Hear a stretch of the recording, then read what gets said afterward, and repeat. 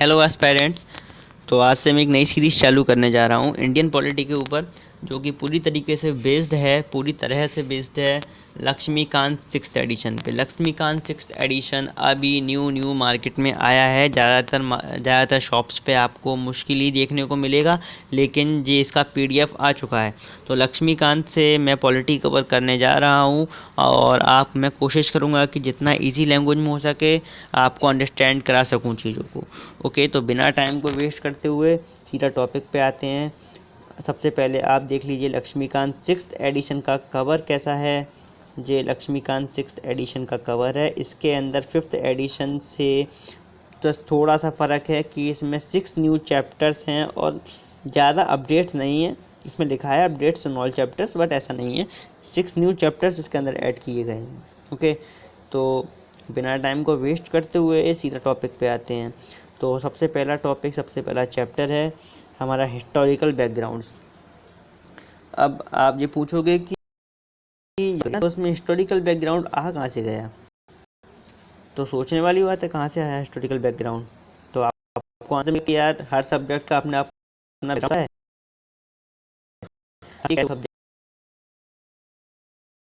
Evolve ये आपका polity भी बहुत ज़्यादा इवॉल्व हुआ है फ्रॉम 1770 थ्रू रेगुलेटिंग एक्ट से लेके और 1950 तक कॉन्स्टिट्यूशन के बनने तक काफ़ी ज़्यादा पॉलिटी भी इवॉल्व है। बट इसका आंसर कुछ और है। इसका नाम हिस्टोरिकल बैकग्राउंड इसलिए नहीं है क्योंकि पॉलिटी इवॉल्व हुआ है। इसका नाम हिस्टोरिकल बैकग्राउंड इसीलिए है क्योंकि जब 1773 में जब अंग्रेज हमको कंट्रोल करते थे, जब 1773 में जब उन्होंने रेगुलेटिंग एक्ट पास किया था, तो तब थी एग्जीक्यूटिव सुप्रीमेसी।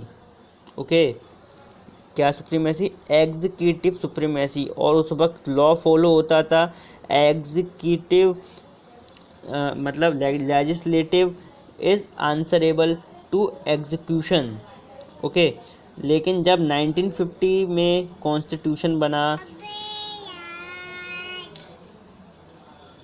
लेकिन जब 1950 में जब कॉन्स्टिट्यूशन बना उस वक्त हुई हमारे पास लेजिस्लेटिव सुप्रीमेसी। यानी 1773 में जब हमारा रेगुलेटिंग एक्ट पास हुआ था उस वक्त थी एग्जीक्यूटिव सुप्रीमेसी। यानी कि जो अंग्रेज थे उनका प्राइमरी फंक्शन था एग्जीक्यूशन करना, लेकिन वो उस वक्त एग्जीक्यूशन के साथ साथ लेजिस्लेशन में का भी पार्ट हुआ करते थे।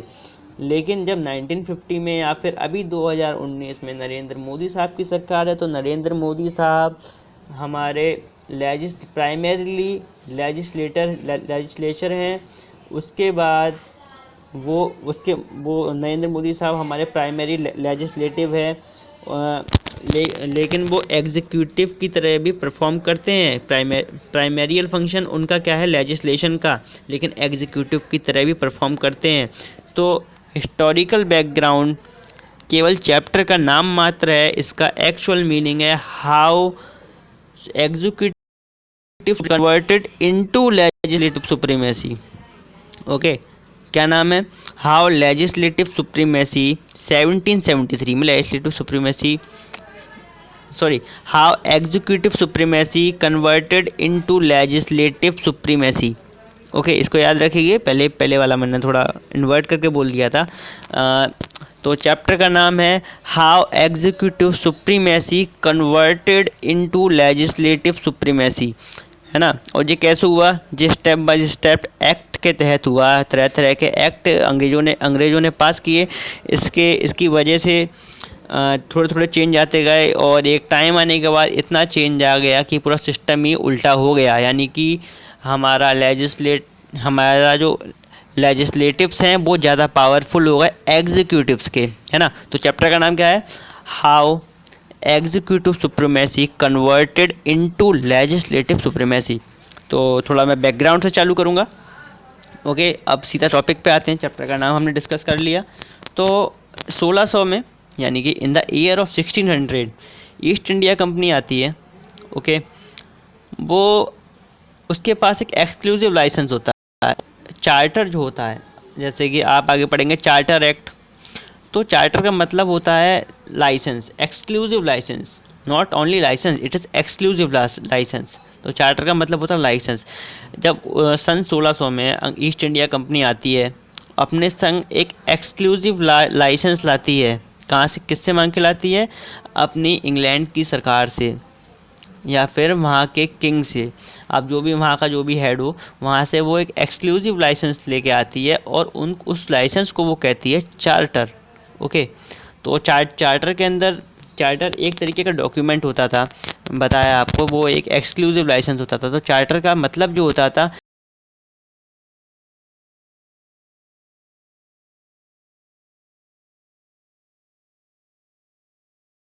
वहाँ पे यहाँ पे ईस्ट इंडिया कंपनी से आई थी और चार्टर लेके आई थी। तो इसका मतलब क्या हुआ कि स्पेशल मोनोपोली लेके आई थी वो ईस्ट इंडिया कंपनी। ओके, तो यहाँ पे ईस्ट इंडिया कंपनी के अलावा कोई और कंपनी अपना बिजनेस और ट्रेड नहीं कर सकती थी। ठीक है, यानी इंग्लैंड की कोई और कंपनी ईस्ट इंडिया कंपनी के अलावा केवल यहाँ ईस्ट इंडिया कंपनी ट्रेड कर सकती थी, इंग्लैंड की।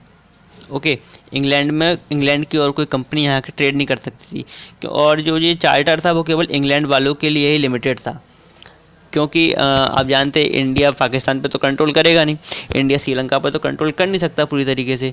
तो बाहर की जो भी इंग्लैंड के बाहर की कंपनी आती है वो यहाँ पे आके ट्रेड कर सकती थी, लेकिन जो इंग्लैंड की कोई और कंपनी यहाँ आके ट्रेड नहीं कर सकती थी। ओके, ये हक केवल चार्टर के फॉर्म में दिया गया ईस्ट इंडिया कंपनी को। ओके, तो ओनली यहाँ पे स्पेशल मोनो, तो क्या मैं क्या कह रहा था कि सन 1600 में ईस्ट इंडिया कंपनी आती है, वो अपने संग एक एक्सक्लूसिव लाइसेंस लेके आती है और उस लाइसेंस को कहते हैं चार्टर। चार्टर का मतलब होता है स्पेशल मोनोपोली, जो कि इंग्लैंड सरकार ने ईस्ट इंडिया कंपनी को दी थी। ठीक है, और यहाँ पे आके उन्होंने अपना स्पाइसेस का ट्रेड चालू किया और भी सारा ट्रेड चालू किया, उनको अच्छा खासा गेन हुआ। लेकिन सन 1764 में बैटल का बक्सर हुआ, यानी बैटल ऑफ बक्सर हुआ, है ना। और Bengal Orissa East India company ने बहुत पैसा कमाया उस वक्त। ठीक है, बंगाल उड़ीसा बिहार उस वक्त बहुत ही रिच स्टेट हुआ करते थे। तो वहाँ पे कुछ दीवानी राइट्स थे। दीवानी राइट्स का मतलब होता है सिविल रेवेन्यू राइट्स, यानी कि टैक्स राइट्स, है ना। अब क्या था कि तो जो टैक्स राइट्स थे वो केवल कंपनी के पास थे, वहाँ से वो कर वसूल सकते थे लोगों से, यानी बंगाल उड़ीसा बिहार ये काफ़ी ज़्यादा रिच स्टेट थे, तो वहाँ पे अच्छा खासा पैसा था, तो वहाँ पे दीवानी राइट्स अंग्रेज़ों के पास थे। ठीक है, जो सिविल रेवेन्यू है और टैक्स राइट्स है उसको हम कहते हैं Diwani rights. Okay, instead of company richness their stakeholders became rich and company became in डेप्ट। अब आप जानते हैं कि ये जो कंपनी है इसके कुछ स्टेक होल्डर्स थे, यानी कुछ इसके अंदर जो लोगों ने अपना पैसा इन्वेस्ट किया था ईस्ट इंडिया कंपनी के अंदर, वो थे इसके स्टेक होल्डर्स। तो कंपनी को फ़ायदा ना हो के स्टेक होल्डर्स अपना अपना फ़ायदा सोचने लगे, जिसकी वजह से कंपनी तो गरीब हो गई, लेकिन वो जो स्टेक होल्डर्स थे वो अमीर हो गए, और इसी वजह से कंपनी डेप्ट में चली गई इंडिया में। ठीक है, तो ईस्ट इंडिया कंपनी अब डेप्ट में चली गई थी, तो ईस्ट इंडिया कंपनी पहुंची ब्रिटेन गवर्नमेंट के पास फाइनेंशियल हेल्प मांगने के लिए। पहले तो ब्रिटेन गवर्नमेंट ने काफ़ी आनाकानी की उनकी बात सुनने से, लेकिन बाद में फिर रिटेलिएशन के तौर पे उनको कुछ हक दे दिए गए ईस्ट इंडिया कंपनी को। क्या हक दे दिए गए? To control and regulate the affairs of East India company then British government have several laws. Okay, तो कहने का मतलब ये है, अब अगर अगर वो Britain government east India company को हेल्प कर रही है पैसों की, या फाइनेंशियल हेल्प उनको कर रही है, तो वो कुछ ना कुछ तो उनसे लेगी ना। तो उन्होंने ईस्ट इंडिया कंपनी को कंट्रोल और रेगुलेट करने का हक अपने अधिकारों में डाल लिया। उनको फाइनेंशियली तो हेल्प कर दी, क्योंकि कंपनी डेप्ट में थी।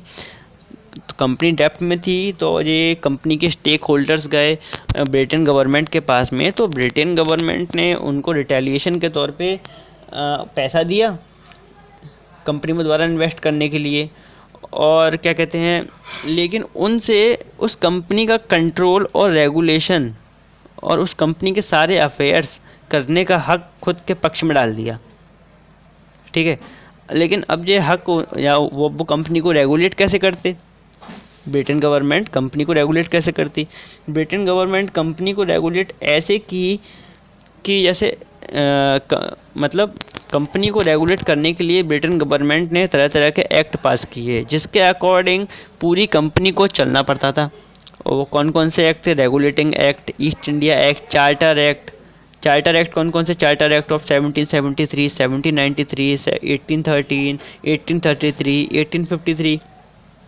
ठीक है, यानी कि चार्टर एक्ट में क्या है कि उसके जो प्रोविजंस है वो हर 20 साल बाद रिन्यू होते थे। ठीक है, तो सबसे अब हम एक्ट्स को डील करेंगे।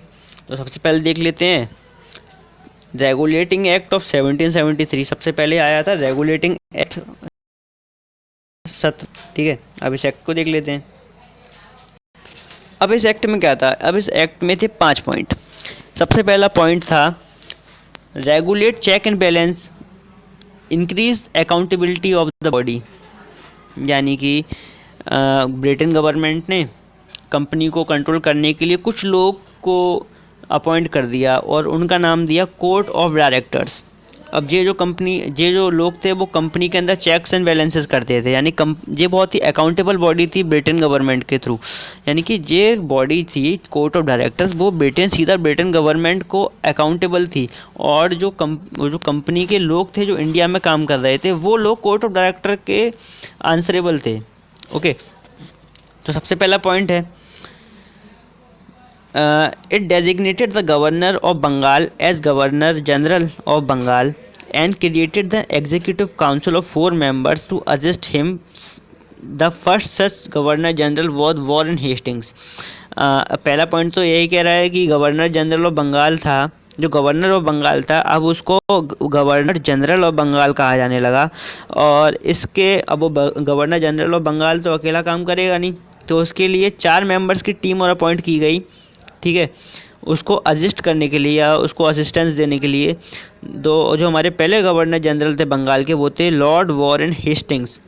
ओके, तो पहला प्रोविज़न तो ये था रेगुलेटिंग एक्ट 1773 में कि गवर्नर ऑफ बंगाल को गवर्नर जनरल ऑफ बंगाल बना दिया गया और उसकी टीम में 4 लोग और डाल दिए गए जो उसको असिस्ट कर सकते थे, यानी कि उसको सलाह दे सकते थे, उसको मशवरा दे सकते थे, उसको डायरेक्शन दिखा सकते थे गवर्नर जनरल को, है ना। और जो हमारा पहला गवर्नर जनरल था वो था वॉरेन हेस्टिंग्स। ठीक है, इसका दूसरा प्रोविज़न था it made the governors of Bombay and Madras presidency subordinate to the governor general of Bengal unlike earlier when 3 presidencies were independent to of one another. अब हमारे पास क्या कहते हैं जो अंग्रेज़ों के शासन के टाइम पे 3 मेन स्टेट हुआ करते थे या 3 सेंट्रल पॉइंट हुआ करते थे इंडिया के, वो थे मद्रास, बॉम्बे और बंगाल। लेकिन बंगाल के अंदर ज़्यादा पॉपुलेशन थी, बंगाल ज़्यादा रिच था, इसीलिए बंगाल की प्रायोरिटी इन लोगों ने मैक्सिमम कर दी। यानी कि गवर्नर जनरल का मतलब ये हो गया कि यानी कि बंगाल का गवर्नर ऑफ बॉम्बे और गवर्नर ऑफ मद्रास दोनों को कंट्रोल कर सकता था। यानी कि बंगाल के पास ज़्यादा पावर आ गई इन कंपैरिजन ऑफ बॉम्बे और मद्रास। दूसरा प्रोविज़न ये था, है ना, it provides the establishment of Supreme Court in Calcutta. पहली बार सुप्रीम कोर्ट का स्थापना हुई 1774 में कोलकाता में, और जो हमारे पहले जज थे सुप्रीम कोर्ट के वो थे लॉर्ड एलिजा एम्पे। तीसरा प्रोविज़न था। चौथा प्रोविज़न था it prohibited the servants of the company from engaging any private trade और एक्सेप्टिंग प्रेजेंट्स और ब्राइब्स फ्रॉम द नेटिव्स। यानी कि चौथा जो प्रोविज़न था वो बहुत ही अच्छा प्रोविज़न किया इन लोगों ने कि कोई भी कंपनी का सर्वेंट इंडिया के अंदर अपना खुद का प्राइवेट बिजनेस नहीं कर सकता और ना तो घूस ले सकता है ना किसी के दिए हुए गिफ्ट ले सकता है। ठीक है, जो लोग मतलब इंडिया में रह रहे थे इंडिया के नेटिव से ना तो वो लोग ब्राइब ले सकते थे ना वो कोई प्रेजेंट ले सकते थे, और वो अपनी कोई प्राइवेट कंपनी भी इंडिया के अंदर एस्टैब्लिश नहीं कर सकते थे। ठीक है, अब 5वां पॉइंट कहता है लक्ष्मीकांत के according it strengthened the control of British government over the company requiring the court of directors. मैंने आपको बताया कि चेक एंड बैलेंसेस कंपनी में होना बहुत ज़रूरी है। यानी चेक्स एंड बैलेंसेस का मतलब वक्त वक्त पे सुधार। तो अकाउंटेबिलिटी कंपनी के बढ़ाने के लिए कोर्ट ऑफ डायरेक्टर्स की स्थापना की गई। यानी कोर्ट ऑफ डायरेक्टर्स का मतलब कुछ लोग अपॉइंट किए गए ब्रिटेन गवर्नमेंट द्वारा कि जो कंपनी को अच्छे से कंट्रोल कर सकते थे और उन लोगों आ गया कोर्ट ऑफ डायरेक्टर्स। ये थे रेगुलेटिंग एक्ट ऑफ 1773। ठीक है, तो इसके अंदर याद रखने वाले वर्ड हैं, क्योंकि यूपीएससी का जब लिखें, यूपीएससी के एग्ज़ाम के टाइम पे आप कितना ये बड़ा चढ़ा के लिख दीजिए, लेकिन जो कुछ वर्ड्स होते हैं उसको ध्यान में रखना जरूरी है। अगर वो वर्ड्स हुए तो आपको मार्क्स मिल सकते हैं। तो रेगुलेटिंग एक्ट ऑफ 1773 के अंदर कौन, कोर्ट ऑफ डायरेक्टर्स, ये आपके आंसर में होना चाहिए। Centralisation of power, centralisation of power क्यों? क्योंकि जब बंगाल को अब सेंटर बना दिया गया था बॉम्बे और मद्रास के कंपैरिजन में, इसलिए वहाँ सेंट्रलाइजेशन ऑफ पावर हुआ था। फोर मेंबर एग्जीक्यूटिव काउंसिल, जो हमारे गवर्नर जनरल के लिए बनाया गया था, 4 member executive council to assist him to, उनको उसको डायरेक्शन दिखाने के लिए, उसको मशवरा सलाह देने के लिए। ठीक है, ओके, तो ये जो वर्ड्स थे 1773 रेगुलेटिंग एक्ट के लिए बहुत इंपॉर्टेंट थे। अब नेक्स्ट एक्ट को डिस्कस करते हैं। तो नेक्स्ट एक्ट है हमारा सेटलमेंट एक्ट ऑफ 1781 या फिर अमेंडिंग एक्ट ऑफ 1781। ओके, तो हमारा ये एक्ट है। अब इसको पहले इसके प्रोविजंस पढ़ लेते हैं, फीचर्स पढ़ लेते हैं। It exempted the governor general and the council from the jurisdiction of the Supreme Court acts done by in their official capacity. Similar, it also exempted the servants of the company from the jurisdiction of the Supreme Court for the official actions. Okay, तो ये जो act था, अब क्योंकि supreme court establish हो गया था India में, कोलकाता में 1774 में, तो सुप्रीम इंटरफेयर ना करे कंपनी के मामलों में, तो इसलिए इस यानी कि ये दिखाया गया कि कंट्रोल किसका है, हु इज़ द बॉस।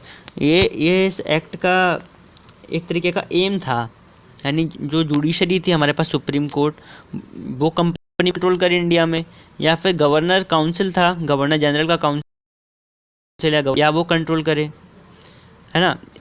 तो ये जो दिखाने के लिए कि हु इज़ द बॉस, तो ये वाला एक्ट लाया गया।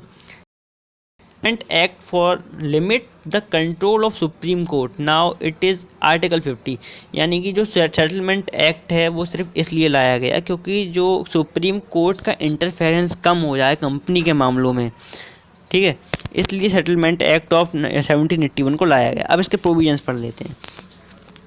It exempted the governor general and the council from the jurisdiction of Supreme court. सबसे पहले तो गवर्नर जनरल और उसके काउंसिल को मना किया गया, आप सुप्रीम कोर्ट के मामलों के बीच में ना बोलें या ना पढ़ें।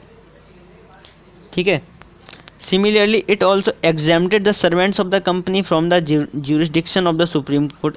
तो आप जब गवर्नर जनरल को मना कर दिया कि आप सुप्रीम कोर्ट के मामलों के बीच में ना पढ़ें, तो सीधी सी बात है कि उसके सर्वेंट्स को ही मना कर दिया था कि आप भी कंपनी के जुरिडिक्शन के मामले में ना पड़ें।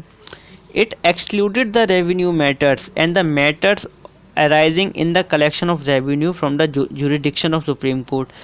तो एक तरीके से आप ये कह सकते हैं कि ये डिसेंट्रलाइजेशन हो रहा है यहाँ पे, पहले सेंट्रलाइजेशन अब डिसेंट्रलाइजेशन, अब यहाँ पे पावर का बंटवारा हो रहा है।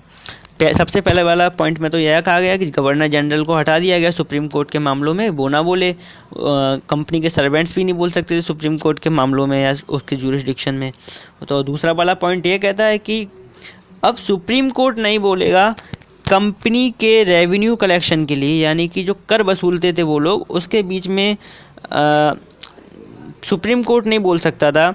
और हाँ, मतलब कहने का मतलब it excluded revenue matters and matter arising for the collection of revenue, यानी कि जब कर वसूलने के मामले या कर वसूलने के मामलों से विलुप्त कोई भी अफेयर्स के बीच में सुप्रीम कोर्ट नहीं बोल सकता था। Okay, second point. तीसरा पॉइंट ये कहता है it provide the supreme court was to have jurisdiction over all inhabitants of Calcutta. It provided that Supreme Court was to have jurisdiction over all inhabitants of Kolkata, यानी कोलकाता के अंदर जितने भी निवासी रहते थे वो सुप्रीम कोर्ट के ज्यूरिसडिक्शन के अंदर आते थे। ओके, यानी कि सुप्रीम कोर्ट का ज्यूरिसडिक्शन पूरे ऑल ओवर इंडिया पे कंट्रोल नहीं करता था उस वक्त, केवल कोलकाता में रहने वाले निवासी ही उसके अंतर्गत उसके ज्यूरिसडिक्शन में आया करते थे। It also requires the court to administer the personal law of the defendants, i.e. Hindu were to be tried according to Hindu law and Muslim were be tried to according to Mohammedan law। यानी कि धर्म के आधार पर उनको jurisdiction दिया जाता था, यानी कि हिंदुओं को हिंदुओं के अकॉर्डिंग सज़ा मिलती थी और मुस्लिम को मोहम्मदन लॉ के अकॉर्डिंग सज़ा मिलती थी। उस वक्त एक तीसरा प्रोविज़न दिया गया कि कोई भी किसी के धर्म के या मामले में इंटरफेयर ना करे, हिंदू अपने हिसाब से सज़ा दे सकते हैं और मुस्लिम अपने हिसाब से सज़ा दे सकते हैं। ओके, तो ये तीसरा पॉइंट था। चौथा पॉइंट है it laid down the appeals of the provisional courts. It laid down the appeals of the provisional courts could be taken to the Governor General and Council and not to Supreme Court। यानी कि जो appeal, जो मतलब कि provisional courts की appeal हुआ करती है। प्रोविजनल कोर्ट्स का मतलब, प्रोविंशियल कोर्ट्स का मतलब होता है कि जगह जगह के, इंडिया ऐसे बहुत बड़ा है तो हमारे अलग अलग स्टेट्स हैं, उस वक्त कुछ अलग स्टेट हुआ करते थे, तो हर जगह का अपना आप एक प्रोविंशियल कोर्ट हुआ करता था, यानी कि कुछ अपनी न्याय व्यवस्था हुआ करती थी। तो ये जो सारी न्याय व्यवस्था हुआ करती, तो इसके अंदर जो मामले आते थे वो सुप्रीम कोर्ट में ना जा करके गवर्नर जनरल और उसके काउंसिल के पास जाएं। ये इस एक्ट में प्रावधान दिया गया, यानी कि प्रोविंशियल कोर्ट्स के जो मामले हैं वो गवर्नर जनरल के पास जाएंगे, वो सुप्रीम कोर्ट्स के पास नहीं जाएंगे। फिफ्थ पॉइंट है it empower the governor general and council to frame the regulation of for the provisional courts and councils. यानी कि अब गवर्नर जनरल को पावर दी गई कि वो प्रोविंशियल कोर्ट्स के जो रूल्स एंड रेगुलेशंस बनाए, यानी कि सुप्रीम कोर्ट को पावर। अब यहाँ पे आप देख सकते हैं कि ज़्यादातर प्रावधान किए गए हैं गवर्नर जनरल और उसके काउंसिल के पक्ष में। सुप्रीम कोर्ट को बस इतना दिया गया है कि गवर्नर जनरल और उसकी काउंसिल आपके बीच में नहीं बोलेगी। तो ज़्यादा भार किसकी तरफ है? ज़्यादा भार है गवर्नर जनरल इन काउंसिल की वजह से, इन काउंसिल की तरफ। तो फिर आप यहाँ से देख सकते हैं सीधा पक्षपात है सुप्रीम कोर्ट के संग। तो मैंने आपको बताया settlement act, amending act of 1781 किस काम आता था। वो सिर्फ इसीलिए इंट्रोड्यूस किया गया था कि दिखाए कि हु इज़ द बॉस, कि यहाँ कंपनी ने दिखा दिया था कि वो बॉस हैं। अब सुप्रीम कोर्ट को ज़्यादा पावर्स नहीं दी गई थी। ओके, इसके बाद आया हमारा पिट्स इंडिया एक्ट 1784। अब पिट्स इंडिया एक्ट में क्या था? There was controversy between company and governments. Governments overrides the company hard work to establish the rule. This act show, ये एक्ट भी शो करता था who is the boss. Okay, यहाँ Pitt's India act में यह अलग अलग हो गया। पिट्स इंडिया एक्ट में ये बताया गया कि कंपनी और गवर्नमेंट के बीच में भी काफ़ी ज़्यादा तनातनी थी, यानी कि बहुत सारी कंट्रोवर्सी थी कंपनी के बीच में और गवर्नमेंट के बीच में भी, है ना। जो इंडिया में कंपनी के सर्वेंट्स हार्ड वर्क करते थे उसको कंपनी अपने अंडर में ले लेती थी, यानी कि उस पर अपना कंट्रोल रखती थी। ठीक है, मतलब इस एक्ट ने भी दिखाया कि हु इज़ द बॉस, यानी कि सेटलमेंट एक्ट भी दिखाता था हु इज़ द बॉस, और पिट्स इंडिया एक्ट भी दिखा रहा है हु इज़ द बॉस, कि कौन बॉस है। तो इस एक्ट में क्या हुआ? इस एक्ट में पहले आपको आसान भाषा में बता देता हूँ। British possessions all territories of under British control. ठीक है, ईस्ट इंडिया कंपनी की जितनी भी टेरिटरी हैं इंडिया के अंदर, ईस्ट इंडिया कंपनी यहाँ जहाँ इस्टेब्लिश्ड हैं, जितनी भी टेरिटरी इंडिया के अंदर हैं ईस्ट इंडिया कंपनी की, वो अब से ब्रिटिश गवर्नमेंट के अंडर में आ जाएंगी। प्रोविज़न ये था एक, है ना। और इस एक्ट के तहत डबल गवर्नमेंट का भी प्रावधान हुआ, यानी कोर्ट ऑफ डायरेक्टर्स जो है, कोर्ट ऑफ डायरेक्टर्स आपको बताया था जो गवर्नर जनरल के ऊपर वाली बॉडी होती है, यानी गवर्नर जनरल जिसको आंसरेबल होता है वो होता है court of directors. Court of director जो है वो करेगा कॉमर्शियल कंट्रोल, है ना। और एक बनाया था बोर्ड ऑफ कंट्रोल, वो केवल पॉलिटिकल और मिलिट्री कंट्रोल के लिए बनाया गया था। तो आपको आसान भाषा में बता दिया कि ये वाला एक्ट भी शो करता है हु इज़ द बॉस, क्योंकि कंपनी और गवर्नमेंट के बीच में भी काफ़ी तनातनी थी, क्योंकि गवर्नमेंट्स ओवरराइड कर रही थी कंपनी के हार्ड वर्क को। ओके, तो अब इसके प्रोविजन देख लेते हैं। पहला प्रोविज़न इसमें कहता है इस distinguished between commercial and political functions of the company. मैंने आपको बताया कि दो टाइप की बॉडी बनाई गई, यहाँ एक बॉडी तो पहले से थी, अब दूसरी बॉडी बनाई गई। तो इसको डिस्टिंग्विश कैसे किया गया, कोर्ट ऑफ डायरेक्टर्स कंट्रोल करेंगे कॉमर्शियल कंट्रोल यानी कि ट्रेड वाला कंट्रोल, यानी कि बिजनेस कंट्रोल करेगा कोर्ट ऑफ डायरेक्टर्स। और बोर्ड ऑफ कंट्रोल बनाया गया। बोर्ड ऑफ कंट्रोल एक बॉडी थी जो कि कंट्रोल करेगा पॉलिटिकल और मिलिट्री एक्शंस को। ठीक है, तो पहला पॉइंट कहता है is distinguish between commercial and political functions of the company. Okay, second point, it allowed the court of directors to manage the commercial affairs and created a new body यानी body board of control to manage the political affairs, thus it established a system of double government। ये वाली बात मैंने आपको पहले बता दी कि double government की स्थापना हुई थी, दो तरीके की बॉडी, कोर्ट ऑफ डायरेक्टर्स और board of control. Board of director control करेगा कॉमर्शियल अफेयर्स को और बोर्ड ऑफ कंट्रोल करेगा पॉलिटिकल अफेयर्स को। ये वाली बात बता दी थी आपको मैंने। Third point, it empowered the board of control to supervise and direction all operation of the civil and military government और revenue of the British possessions of India. यानी बोर्ड ऑफ कंट्रोल जो है मिलिट्री एक्शंस को control करेगा, civil और civil revenues में ये बोल सकता है। और ये बोर्ड ऑफ कंट्रोल सब जगह इफेक्टिव होगा in all over territories of East India company, जिसको कहा गया ब्रिटिश पोजेशन। तो इस एक्ट के अंदर याद रखने वाले वर्ड्स कौन कौन से हैं, ब्रिटिश पोजेशन, डबल गवर्नमेंट, है ना, board of control, court of directors. Okay,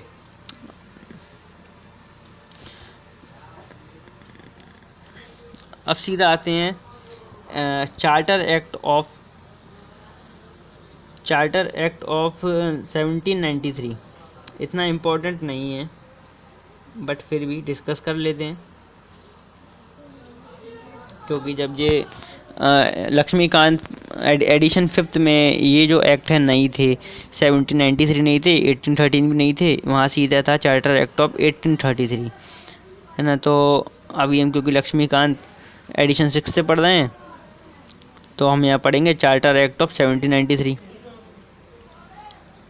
it extended, तो इसके प्रोविजन देख लेते हैं क्योंकि इसके अंदर इसका कोई बैकग्राउंड नहीं है, इसका प्रोविज़न ही पढ़ना पड़ेगा डायरेक्ट, इसका कोई बैकग्राउंड नहीं है इस एक्ट का। तो पहला पॉइंट है, it extended the overriding power given to lord Cornwallis. It extended the overriding powers given to Lord Cornwallis over his council to all future governor generals and governor presidencies. It gave the governor general more powers to control over the government of the subordinate presidencies of Bombay Madras. तो आपको पता है ये governor general को ज़्यादा power दे दी गई, जिससे कि वो मद्रास और बॉम्बे के प्रेसिडेंसी को आसानी से कंट्रोल कर सके।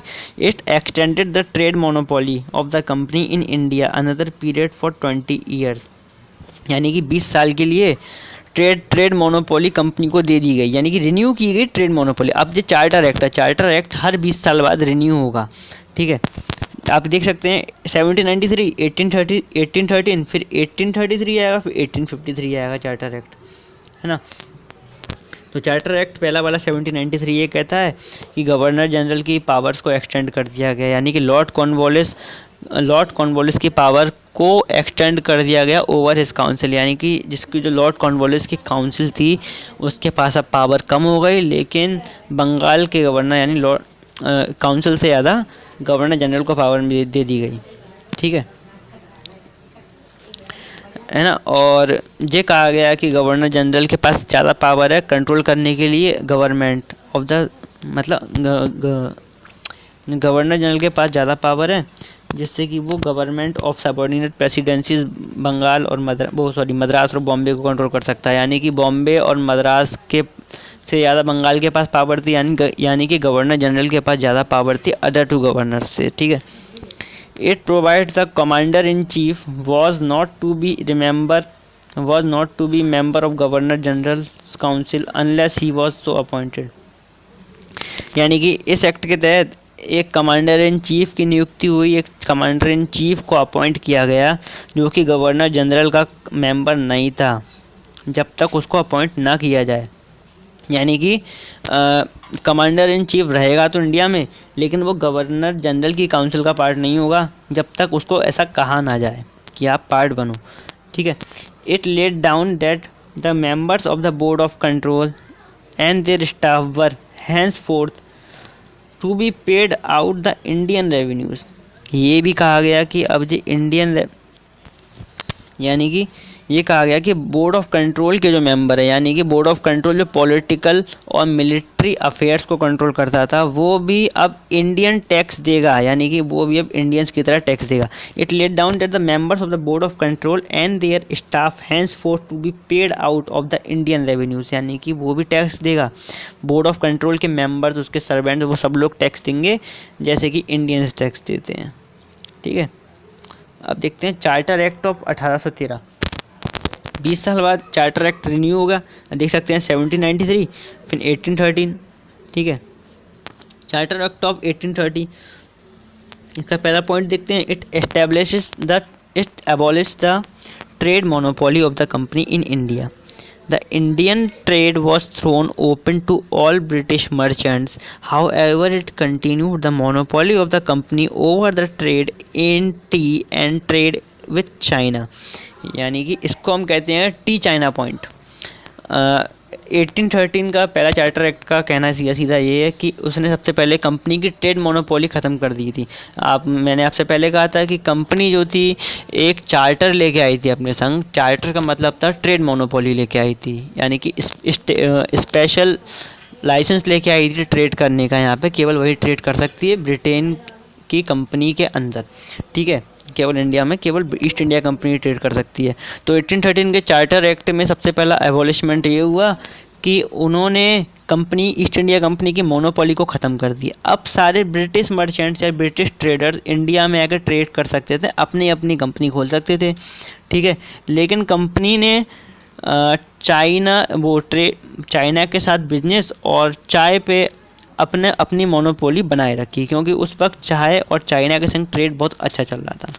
तो इसलिए कंपनी ने टी और ट्रेड विद चाइना पे मोनोपोली नहीं ख़त्म की। केवल अब भी केवल ची का व्यापार, चाइना का व्यापार और टी का व्यापार केवल ईस्ट इंडिया कंपनी कर सकती थी, इसके अलावा कोई नहीं कर सकता था। ठीक है।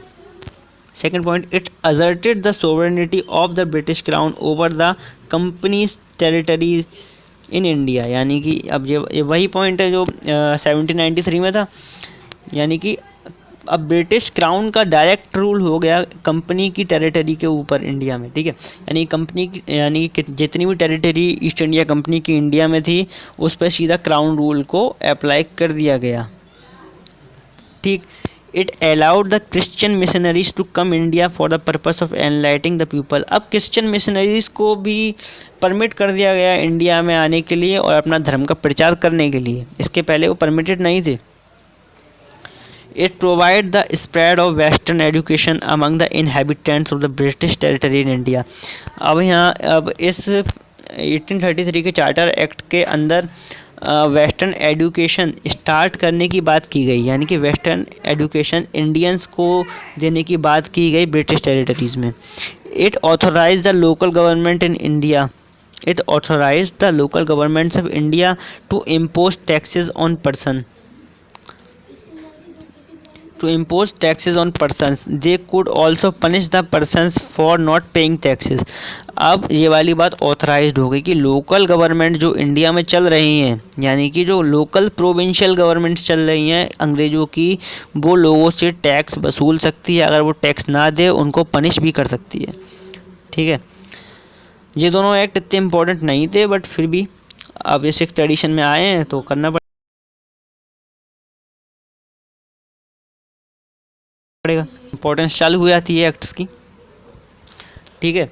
ये जो एक्ट है उसको इस एक्ट को कहा जाता है final step of centralisation of governance, यानी कि गवर्नेंस का सेंट्रलाइजेशन कह सकते हैं। देखो पहले हुआ डिसेंट्रलाइजेशन। कैसे हुआ? जब सेटलमेंट एक्ट ऑफ 1781 में जुडिशरी की पावर और एग्जीक्यूशन की पावर अलग अलग कर दी, यानी कि सुप्रीम कोर्ट नहीं बोलेगा एग्जीक्यूटिव काउंसिल के अंदर या फिर गवर्नर जनरल की काउंसिल के अंदर सुप्रीम कोर्ट नहीं बोल सकता था और गवर्नर जनरल नहीं बोल सकता था।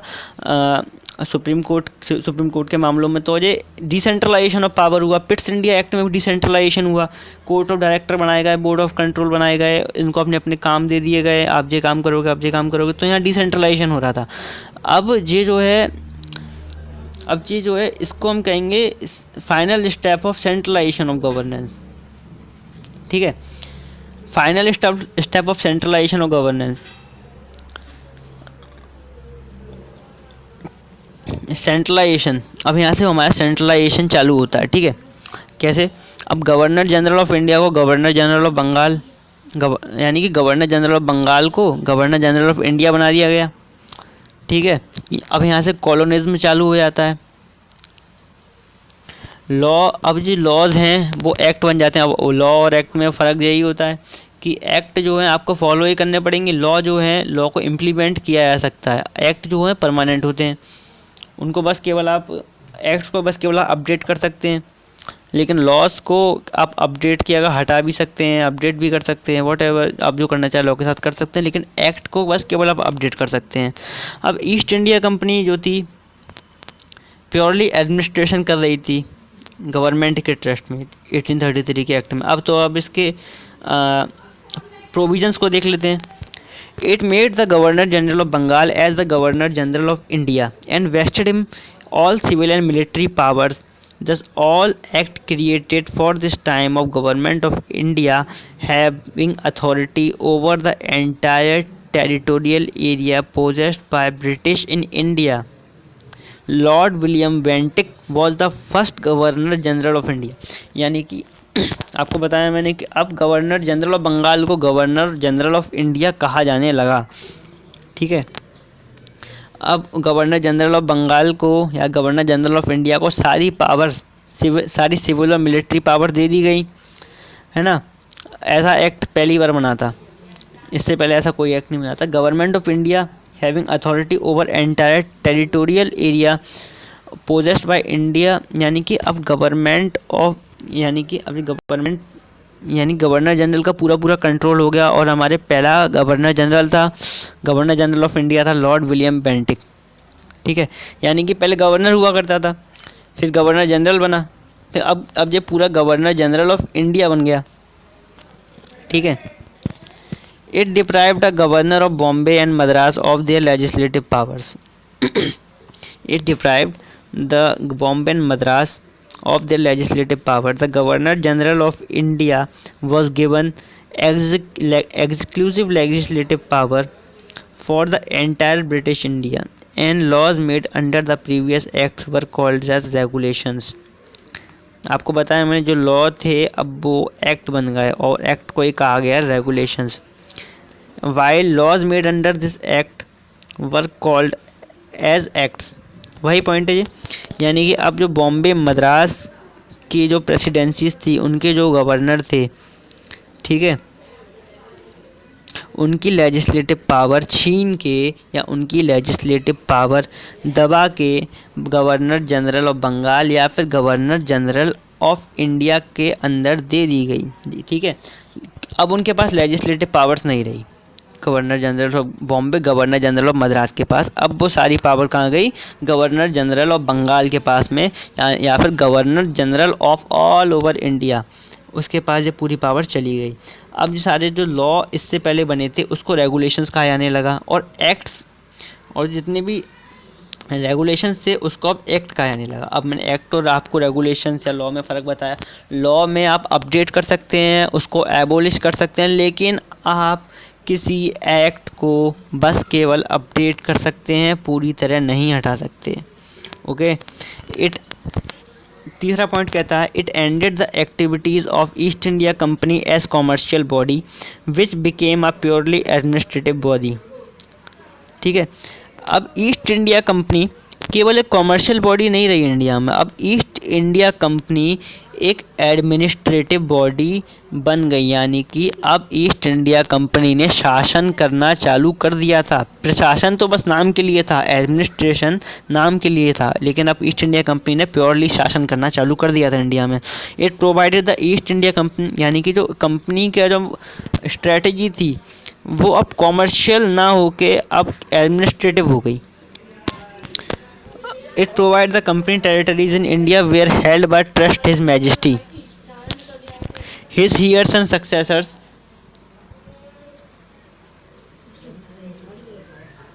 यानी कि अब जो ईस्ट इंडिया कंपनी है वो प्योरली ब्रिटेन गवर्नमेंट के अंदर काम कर रही थी, है ना। The Charter Act of 1833 attempted to introduce a system of open competition of selection of civil servants and stated that the Indians should not be debarred from holding any place office employment under the company. However, the provision was negated after opposition of Court of Directors. यानी कि अब charter act 1833 के अंदर civil servants के नियुक्ति या फिर selection की बात की गई एक ओपन कंपटीशन के थ्रू, है ना। और अब किसी भी इंडियन को पार्ट बनाया जा सकता था कंपनी के अंदर का एम्प्लॉयमेंट देने के लिए, ठीक है। लेकिन कुछ टाइम बाद कोर्ट ऑफ डायरेक्टर ने इसका अपोजिशन किया कि इंडियंस कैसे पार्ट हो सकते हैं इसका, है ना। तो अब ध्यान से सेंटेंस पढ़िए, ये लिखा है The Indians should not be debarred from holding the place office employment under the company. यानी कि कंपनी के अंदर कोई अगर रहता है इंडियन या कोई वो अपना एम्प्लॉयमेंट का जरिया कंपनी को बना के रखा है या उस कंपनी में काम करता है तो वहाँ से उसको नहीं हटाया जाएगा। लेकिन इस चीज़ का विरोध किया कोर्ट ऑफ डायरेक्टर्स ने और इसको बाद में हटा दिया गया, यानी कि ये प्रोविज़न लागू नहीं हुआ। बस केवल लागू ये हुआ कि अब एक ओपन कंपटीशन होगा जिसके थ्रू सिविल सर्वेंट्स चुने जाएंगे। लेकिन अब अभी भी इंडियंस को ये हक नहीं था कि वो सिविल सर्वेंट्स की परीक्षा दे पाएँ, और बहुत मुश्किल काम होता था उस वक्त सिविल सर्वेंट्स की परीक्षा देना, क्योंकि केवल एक लंदन में एक कॉलेज था, केवल वहीं पे सिविल सर्वेंट्स का सिलेक्शन होता था, वहीं जाके आपको स्टडीज़ करनी होती थी। लेकिन उस वक्त लंदन जाना कोई छोटी मोटी बात नहीं थी। ओके, अब चार्टर एक्ट ऑफ 1853 देखते हैं। इसको हम कहते हैं द लास्ट चार्टर एक्ट, ठीक है। This was the last of the series of the Charter Act passed by the British Parliament 1793-1853. It was significant constitutional landmark. ये जो था इसके अंदर काफ़ी सारा कॉन्स्टिट्यूशनल प्रोविजंस दिए गए इस चार्टर एक्ट के अंदर, ठीक है। No covenant civil services examinations. Okay, bureaucracy happens by civil servants graduated by Haileybury College, where is no place for Indians. Okay,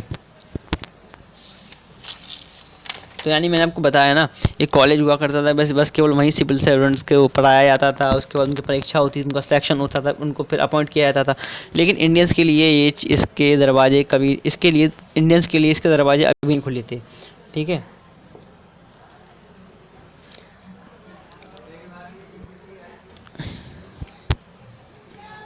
ठीक है, अब इसके प्रोविजंस देख लेते हैं।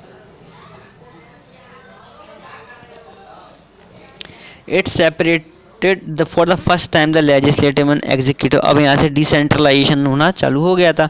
It separated for the first time the legislative and executive functions of the governor general council. पहली बार legislative और executive functions को अलग अलग किया गया गवर्नर जनरल की काउंसिल में, ठीक है। गवर्नर जनरल की काउंसिल पहली बार अलग अलग लेजिस्लेटिव और एग्जीक्यूटिव फंक्शन को डिफरेंशिएट अलग अलग सेपरेट किया गया इस एक्ट के अंदर। It provided the addition of 6 new member called legislative councillors to the council, यानी कि अब 6 नए मेंबर्स को जोड़ा गया। इसको हम कहते थे उन मेंबर्स को हम कहते थे legislative councillors to the council. यानी कि जब जो 4 मेंबर की जो लेजिस्लेटिव काउंसिल हुआ करती थी गवर्नर जनरल के पास, अब वहाँ पे 6 लोग और जोड़ दिए गए जिसको हम कहते थे लेजिस्लेटिव काउंसिलर्स, ठीक है। In other words, it established a separate Governor General Legislative Council which came up to known as Indian Central Legislative Council. लेकिन और अब इसका नाम लेजिस्लेटिव काउंसिल का नाम चेंज करके कर दिया गया इंडियन या सेंट्रल लेजिस्लेटिव काउंसिल। अब यहाँ पे मिनी पार्लियामेंट का भी एक प्रावधान आता है।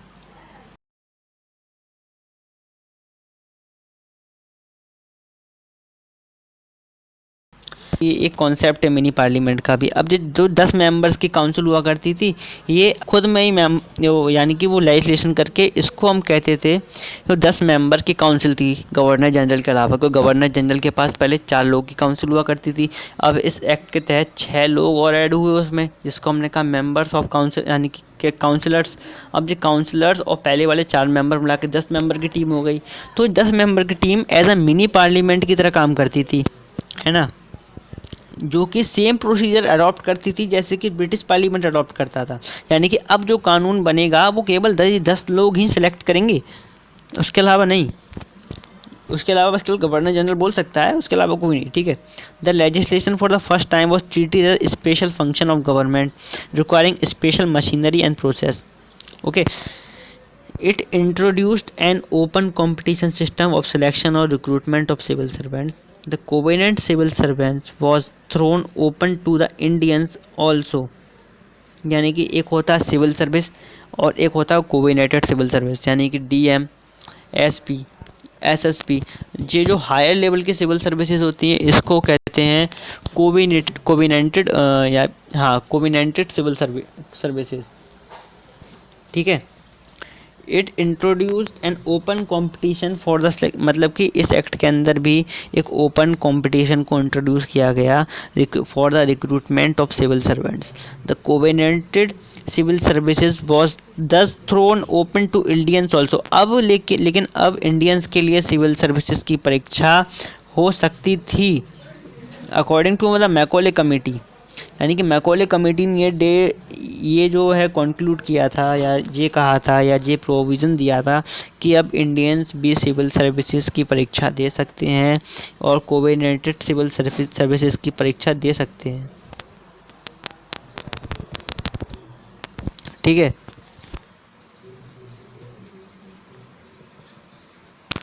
मैं फिर से पॉइंट को रिपीट कर देता हूँ। It introduced an open competition system of selection and recruitment of civil servants. The covenanted civil services was thrown open to the Indians also according to Macaulay committee.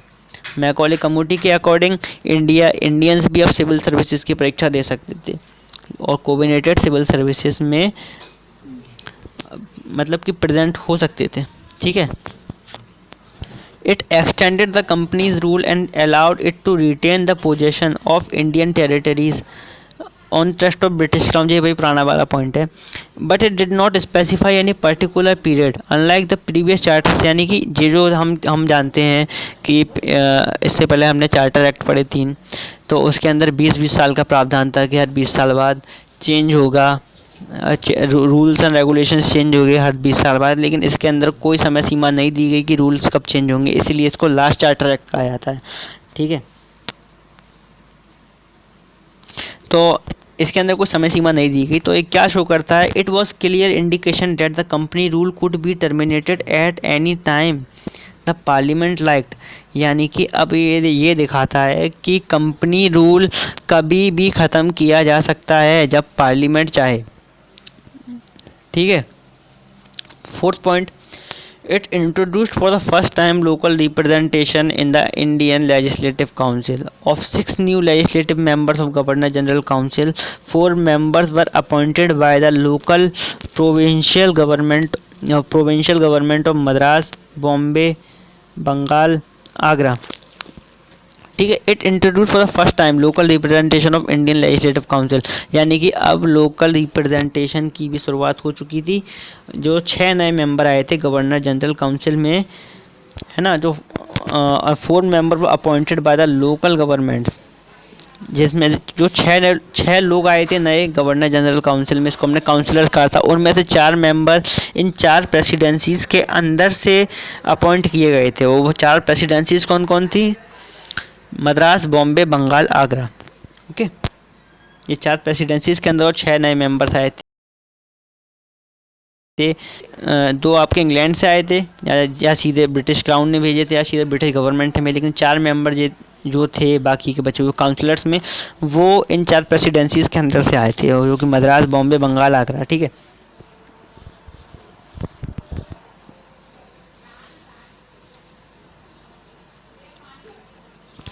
अब इस एक्ट के बाद होता है फर्स्ट वॉर ऑफ इंडिपेंडेंस, या फिर revolt of 1857। अब revolt of 1857 को अंग्रेज़ों ने कहा था ये बस केवल एक छोटी सी म्यूटिनी थी, जो सिपाही म्यूटिनी थी, जो कि बस सिपाहीज़ ने विरोध कर दिया था, बस ये कहते हैं। अब 1857 के बाद अंग्रेज़ों को लगा कि काफ़ी ज़्यादा नुकसान कर सकते हैं इंडियन, तो इसीलिए उन्होंने नए एक्ट्स को बनाना चालू किया। अब 1858 में पुराना वाला चार्टर एक्ट अपडेट नहीं हुआ, उसकी जगह नए एक्ट लाए गए। ठीक है, तो अब से चालू होता है क्राउन रूल, इसके पहले था कंपनी रूल। ठीक है, अब यहाँ पूरी तरीके से कंपनी के एडमिनिस्ट्रेशन है वो ख़त्म हो जाएगा, कंपनी अब कंट्रोल नहीं कर सकती, कंपनी का रूल टर्मिनेट हो गया। अब 1858 से चालू होता क्राउन रूल। ठीक है, अब कोई चार्टर एक्ट नहीं आएगा, अब सीधा आएगा गवर्नमेंट ऑफ इंडिया एक्ट। यानी गवर्नमेंट ऑफ इंडिया एक्ट इसलिए कह रहे हैं, वैसे तो इसका नाम गवर्नमेंट ऑफ इंडिया बस हम कहते हैं, लेकिन एक्चुअल एक्ट वो बनाते थे वो थे अंग्रेज हमारे एक्चुअल एक्ट बनाते थे, है ना। अब 1858 के एक्ट, अब देखते हैं सबसे पहला act government of India Act 1858। अब इसके अंदर क्या क्या था, इसके अंदर पहला पॉइंट तो यही था कि गवर्नर जनरल को अब वाइसरॉय बना दिया गया। गवर्नर जनरल को अब वाइसरॉय बना दिया गया, क्योंकि वाइसरॉय जो था, गवर्नर जनरल जो था, वो सीधा ब्रिटिश गवर्नमेंट को रिप्रेजेंटेशन करता था, उसकी रिप्रेजेंटेशन करता था। गवर्नर जनरल ब्रिटिश पार्लियामेंट की, ब्रिटिश गवर्नमेंट की रिप्रेजेंटेशन करता था, यानी कि और अब जो था क्राउन रूल था, अब उसका नाम चेंज करके वाइसरॉय कर दिया गया गवर्नर जनरल का। तो वाइसरॉय किसको रिप्रेजेंट करता था, वाइसरॉय सीधा रिप्रेजेंट करता था ब्रिटिश क्राउन को, यानी ब्रिटिश किंग का रिप्रेजेंटेटिव था वाइसरॉय। ठीक है, इसको कहते हैं, इसके अंदर एक्ट ऑफ गुड गवर्नमेंट, यानी कि अब रिस्पॉन्सिबल गवर्नमेंट की शुरुआत हुई, मतलब कहा गया कि रिस्पॉन्सिबल गवर्नमेंट होनी चाहिए। 15 मेंबर की काउंसिल बनाई गई, है ना, जिसके अंदर इंडियन थे। 15 members of council is formed of Indians, in which is answerable to British Parliament, handled by Secretary of India, which is advisory body। ठीक है, 15 मेंबर्स की टीम बनाई गई, 15 मेंबर्स की काउंसिल बनाई गई, जिसके अंदर इंडियंस थे जो कि आंसरेबल थे ब्रिटिश पार्लियामेंट को, और जिसको हेड करता था secretary of India, which is secretary of India एक एडवाइजरी बॉडी थी बस केवल। ठीक है, नाउ ब्रिटिश गवर्नमेंट हर मेजेस्टीज़ गवर्नमेंट का, अब ब्रिटिश गवर्नमेंट को हिज मेजेस्टीज़ गवर्नमेंट कहा जाने लगा, है ना। अब यहाँ पे बॉडी कॉर्पोरेट का भी शुरुआत हो गया था।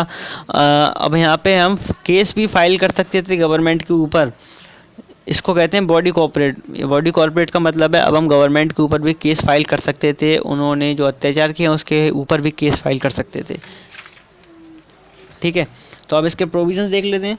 Government of India Act 1858, it provided that Indian henceforth was to be governed by and the name of her majesty, है ना। अब क्योंकि उस वक्त हिज इसलिए नहीं है क्योंकि उस वक्त वहाँ पे किंग नहीं था, वो सीधा क्राउन था, वो क्वीन थी, तो इसलिए नाम बना हर मेजेस्टी। अब वहाँ से अब ब्रिटिश गवर्नमेंट नहीं कहा था, अब कहते थे हर मेजेस्टीज़ गवर्नमेंट। इस change the designation of governor general of India of dead viceroy of India, बताया आपको गवर्नर जनरल ऑफ इंडिया को वाइसरॉय कहा जाने लगा।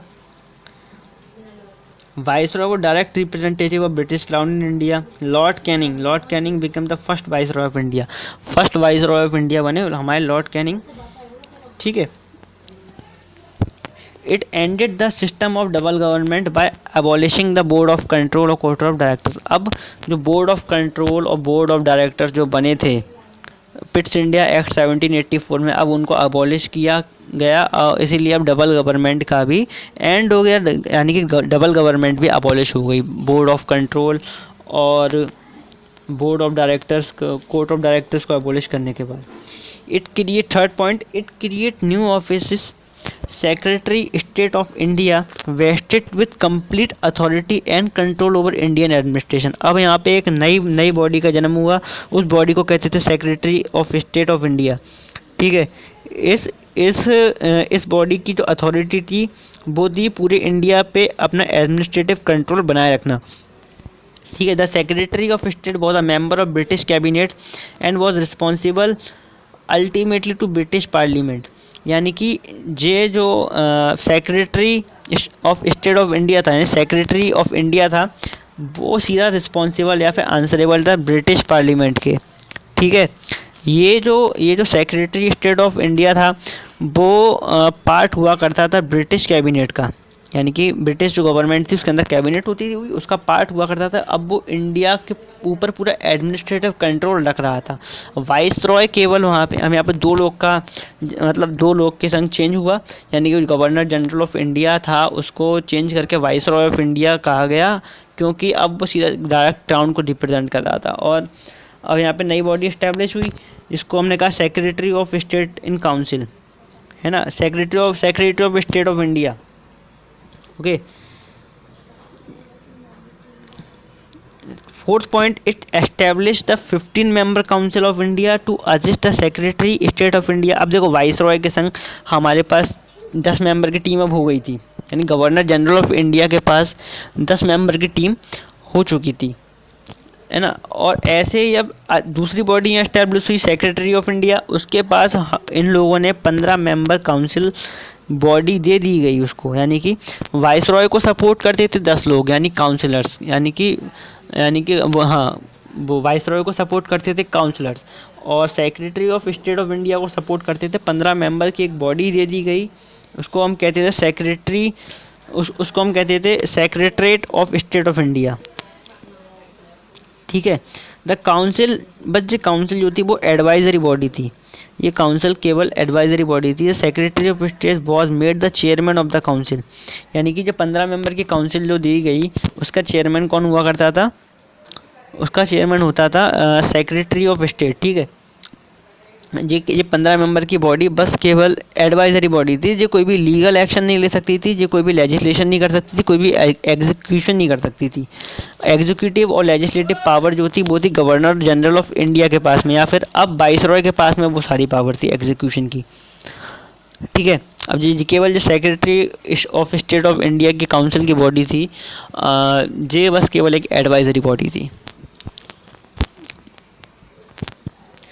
It constituted the Secretary of State and Council as body of corporate capable of suing and being sued in India and in England। यानी कि ये एक मिडल पार्टी थी secretary of state and council, यानी कि ये इंडिया से भी जुड़ी थी और ब्रिटिश कैबिनेट से भी जुड़ी थी, तो इसलिए ये मिडल ऑफ बॉडी थी।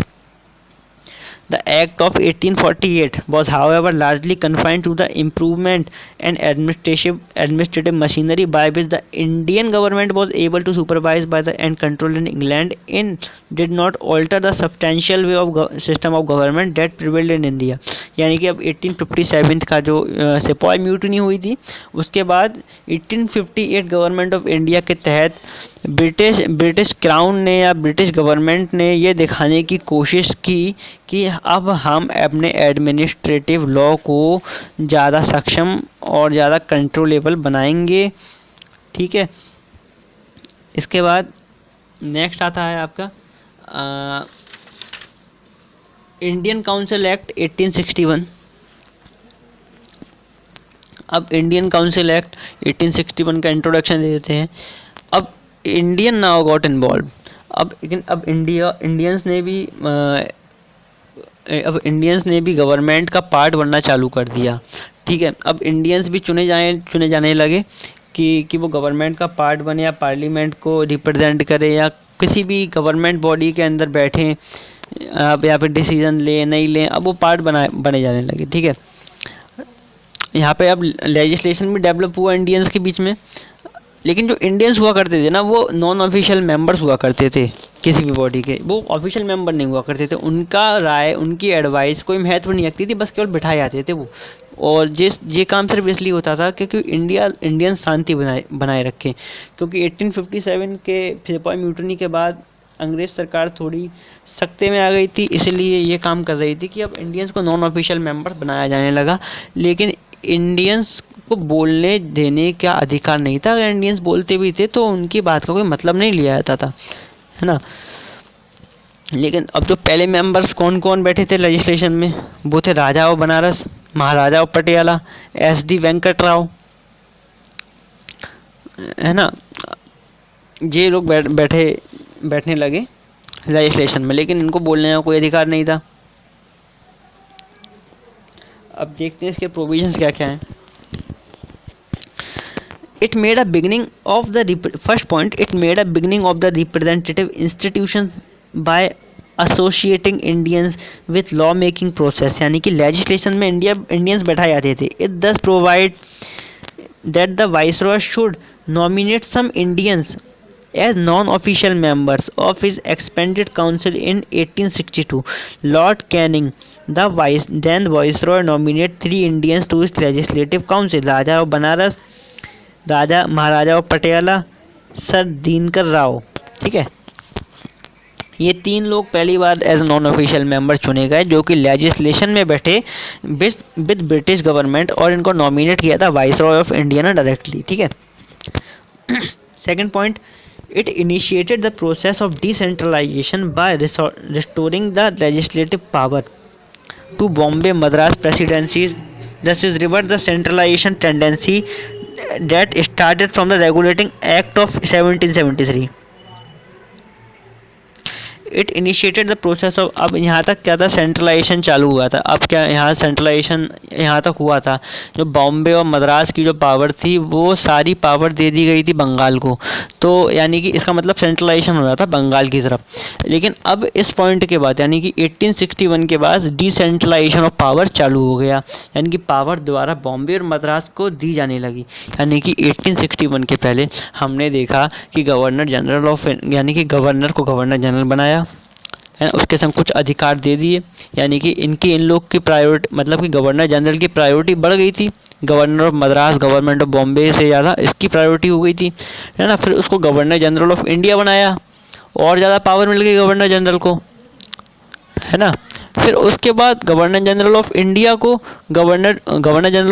को सीधा वाइसरॉय बनाया। अब वो जो गवर्नर जनरल ऑफ इंडिया था वो सीधा ब्रिटिश क्राउन को रिप्रेजेंट कर रहा था, अब मतलब और ज़्यादा पावर। लेकिन 1861 के बाद ये जो पावर का सेंट्रलाइजेशन था वो बंद होकर डिसेंट्रलाइजेशन ऑफ पावर चालू हो गया, है ना। तो क्या क्या था यहाँ पे, तो सेकेंड वाला पॉइंट कहता है it initiated the process of decentralisation. आपको समझाया कि डिसेंट्रलाइजेशन कैसे हो रहा था, by restoring the legislative power to Bombay and Madras presidencies. अब बॉम्बे और मद्रास प्रेसिडेंसीज को पावर धीरे धीरे वापस लौटाई जा रही थी। Thus it reverse the centralising tendency and started from regulating act of 1773 and reach its climax under the charter act of 1833।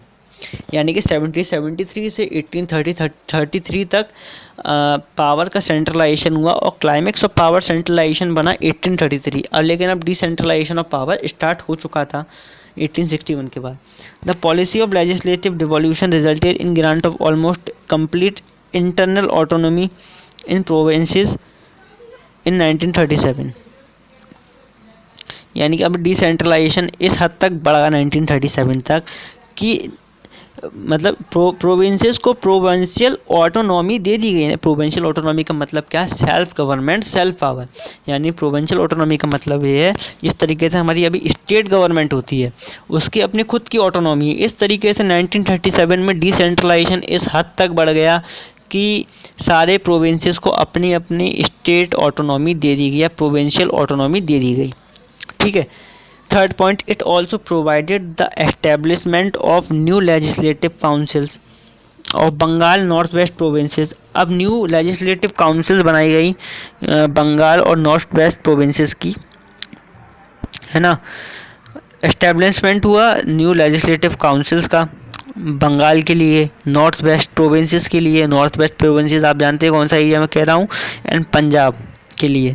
और ये जो एस्टैब्लिश मतलब कौन एस्टैब्लिश मतलब किस किस ईयर में हुआ था, एस्टैब्लिश हुआ था 1862 में, 1886 में एंड 1897 में, ठीक है। It empower the viceroy to make the rules and orders for the more convenient transaction of business in the council, यानी कि वाइसरॉय को अब और ज़्यादा पावर दे दी गई कि वो कंपनी का ट्रेड बनाने के लिए, ट्रांजैक्शन को आसान करने के लिए नए नए रूल्स बनाए, ठीक है। It also gave a recognition to the portfolio system introduce by Lord Canning in 1859। Under this the member of the viceroy council was made in charge of one or more departments of government and was authorized to issue the final orders on behalf of the council on matter of his department।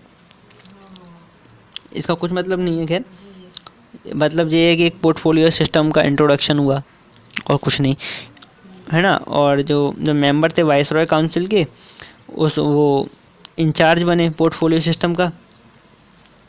It empower the viceroy to issue ordinances without concurrence the legislative council during an emergency. अब जो है viceroy को थोड़ी और power दे दी गई कि वो ordinance कि वो ना ऑर्डिनेंस को इशू कर सकता था बिना लेजिस्लेटिव काउंसिल से पूछे, या है ना, इमरजेंसी के टाइम पे। यानी कि अब वाइसरॉय